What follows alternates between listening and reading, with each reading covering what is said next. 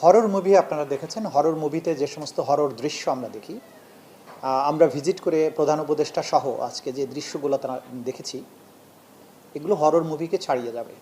Horror মুভিতে কাল্পনিক জিনিস দেখানো হয়, এটা বাস্তব। এবং দেয়ালে আমাদের যারা বন্দী ছিলেন তারা কিন্তু আজকে সরাসরি সাক্ষী দিয়ে বলেছেন যে সেখানে মানুষকে অত্যাচার নির্যাতন করে বিভৎস অবস্থায় নারী ভুড়ি বের করে রাখা হয়েছে, এরকম ছবি তারা দেয়ালে ঝুলিয়ে রেখে তার সামনে নিয়ে তাকে টর্চার করতো।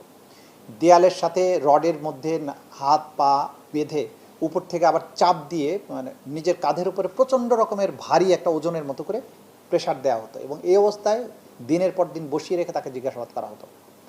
তারপরে ইলেকট্রিক যে চেয়ারের ভিডিও এবং ছবি ইতিমধ্যেই আপনারা আন্তর্জাতিক গণমাধ্যমের সৌজন্য পেয়ে গেছেন, যে পুরোটা স্টিলের চেয়ার, যেটার নিচে মানে মোটর আছে, যেটাতে বসিয়ে হাত পাগুলো বেঁধে এটাকে ইলেকট্রিক সুইচ অন করলে এটাকে ঘুরতে থাকতো এবং একই সাথে ইলেকট্রিফাইড হতো।